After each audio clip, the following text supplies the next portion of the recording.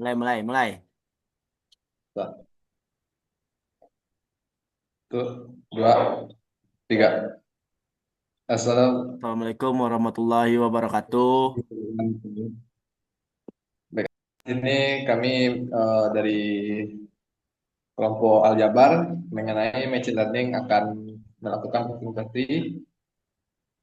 Dan sebelum itu, marilah perkenalkan dulu dari saya Muhammad Rehan Haji Pratama dengan NIM 243380097. Saya Fauzar Rahman dengan NIM 243381120. Untuk tidak memperbanyak waktu, langsung saja penjelasannya yang akan diawali oleh rekan saya Fauzan.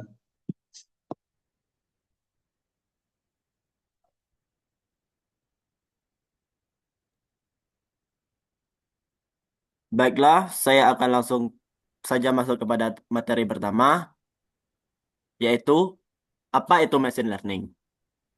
Machine learning atau ML adalah cabang dari Artificial Intelligence AI yang memungkinkan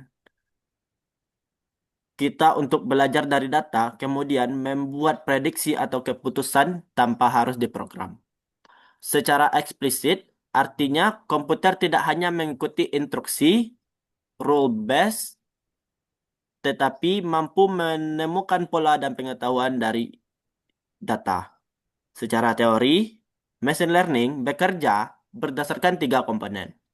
Yang pertama, data atau input, yaitu berupa angka, teks, gambar, atau video. Data ini diolah untuk menemukan pola. Yang kedua, model atau fungsi matematis. Model adalah representasi matematis yang mempelajari hubungan antara input X dan output Y. Contoh sederhananya, Y sama dengan F dalam kurung X, di mana fungsi F dicari melalui proses training. Tiga, learning atau proses belajar. Algoritma akan menyesuaikan parameter, yaitu misalnya bobot atau weight, dalam model menggunakan konsep aljabar dan kalkulus, agar menghasilkan prediksi yang tepat. Bagaimana selanjutnya yaitu materi kedua, yaitu cara kerja machine learning. Cara kerja machine learning yaitu yang pertama input data, yang kedua training model, yang ketiga prediksi. Jenis-jenis machine learning.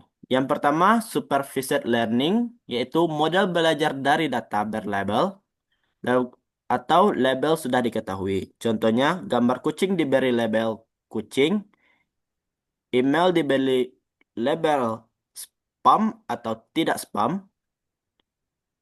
Yang kedua, unsupervised learning, yaitu model belajar dari data tanpa tabel, tanpa label, mencari pola atau pengelompokan otomatis. Yang ketiga yaitu reinforcement learning, yaitu model belajar melalui trial and error untuk mendapatkan reward atau hadiah terbaik. Contohnya AlphaGo atau robot cerdas. Yang keempat, deep learning. Bagian dari ML dengan neural network, yaitu menggunakan jaringan saraf tiruan atau neural network dengan banyak lapisan untuk memproses data kompleks. Contohnya CNN atau RNN ataupun LSTM. Yang ketiga, hubungan machine learning dengan aljabar, yaitu pada konsep aljabar, representasi data yang dimasukkan yaitu matriks dan vektor. Penjelasan singkatnya, data numerik machine learning yaitu gambar, teks, dan statistik disimpan dalam bentuk vektor 1D untuk matriks 2D. Misalkan gambar 28 kali 28 pixel, maka matriksnya itu 784 data. Yang kedua yaitu perhitungan bobot. Konsep yang dipakai, matriks multiplication. Pada model prediksi, seperti regresi linear atau neural network, perhitungan bobot dan input dilakukan dengan perkalian matriks dan vektor dot product. Yang ketiga, optimal model, yaitu konsep yang dipakai yaitu sistem persamaan dan turunan. Dalam training, model mencari bobot terbaik. Ini dilakukan dengan menyelesaikan sistem persamaan linear menggunakan turunan atau gradien untuk meminimalkan error atau gradient descent. Yang keempat yaitu PCA atau reduksi dimensi. Konsep yang digunakan yaitu values, dan agent vectors. PCA menggunakan agent value dan agent vector untuk menemukan arah utama data dan menyederhanakan dimensi tanpa kehilangan informasi. Yang kelima, neural network, yaitu operasi matriks dan transformasi linear. Setiap lapisan jaringan melakukan operasi transformasi linear atau X plus B yang menggunakan perkalian matriks, vektor, dan fungsi aktivitas. Ya, materi selanjutnya akan dibacakan oleh rekan saya, Rehan. Baiklah, penjelasan selanjutnya yaitu nomor 4. Mengapa aljabar penting di machine learning? Yang pertama, karena memodelkan data menjadi angka atau vektor dan matrik. Maksudnya machine learning hanya bisa mencoba data dalam bentuk angka, bukan teks atau gambar langsung. Teks, suara, atau gambar diubah menjadi vektor dan matriks, sehingga bisa dihitung dan diproses oleh model. Terus yang kedua, menghitung bobot, jarak, dan hubungan antar data, yaitu untuk mengetahui beberapa mirip atau berbeda suatu data. ML menggunakan operasi aljabar seperti yang pertama dot product, yaitu menghitung kedekatan data. Yang kedua metrik multiplication, yaitu menggabungkan informasi. Yang ketiga distance formula atau Euclidean, yaitu mengukur jarak antar data atau clustering KKN.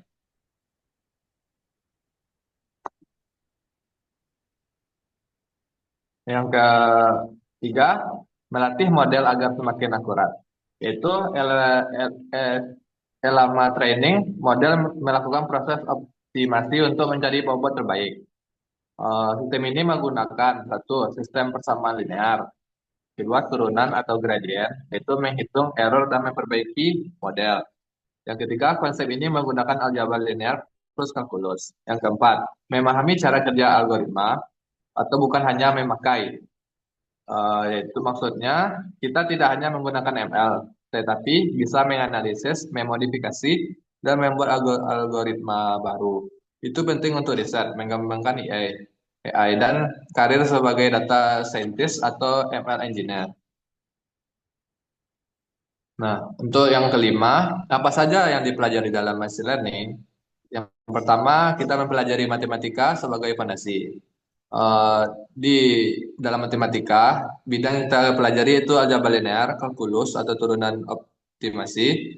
Yang ketiga, statistik dan probabilitas. Perannya dalam machine learning yaitu aljabar sebagai representasi data, kalkulus sebagai menurunkan error gradient descent training model, statistik perannya sebagai analisis data, prediksi, regresi, evaluasi model. Yang kedua, programming dan tools ML. Pada bahasa yang kita gunakan, contohnya Python, NumPy, Pandas, Matplotlib atau Plotly, terus TensorFlow atau PyTorch.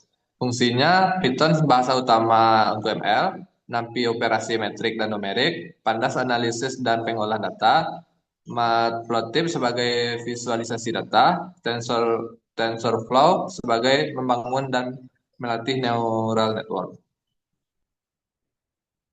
Terus yang ketiga, data processing atau pre-processing. Konsep yang kita gunakan yaitu dataset, yaitu data mentah, seperti gambar, angka, teks. Terus yang kedua cleaning, sebagai untuk menghapus data kosong atau error. Yang ketiga normalisasi sebagai untuk menyamakan skala data 0 sampai 1. Terus yang keempat fitur extraction, yaitu mengambil ciri penting dari data. Dan terakhir visualisasi, yaitu melihat pola data, grafik atau scatter plot. Yang keempat algoritma machine learning. Eh, Jenis pada ML seperti supervised learning. Algoritmanya yaitu linear decision tree, fungsi linear sebagai prediksi, fungsi decision tree sebagai klasifikasi. Terus ada unsupervised learning, algoritmanya Keyman clustering, terus PCA. Terus yang ketiga ada deep learning, algoritmanya neural network, CNN, eh, terus RNN. Yang keempat jenisnya reinforcement learning, algoritmanya Q-learning dan AlphaGo.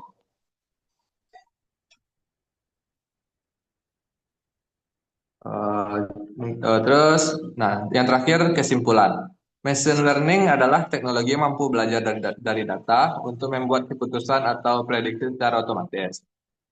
Aljabar menyediakan bahasa matematika untuk mempresentasikan data dalam bentuk vektor, matrik, serta melakukan perhitungan yang menjadi dasar algoritma ML.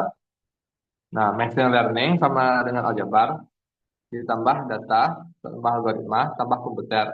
Artinya, ML membutuhkan data sebagai bahan belajar, aljabar sebagai dasar perhitungan, algoritma untuk menemukan pola, dan komputer untuk memprosesnya. Tanpa aljabar, machine learning tidak dapat memahami, memproses, dan mengolah data, sehingga tidak dapat bekerja dengan baik. Nah, mungkin itu saja yang dapat kami jelaskan. Terima kasih telah memberikan perhatiannya. Untuk terlebih dan terkurang kami ucapkan terima kasih. Mohon maaf kami ucapkan terima kasih. Kami akhiri dengan Assalamualaikum Assalamualaikum warahmatullahi warahmatullahi wabarakatuh. wabarakatuh. Kat, kat, kat. Kang Edi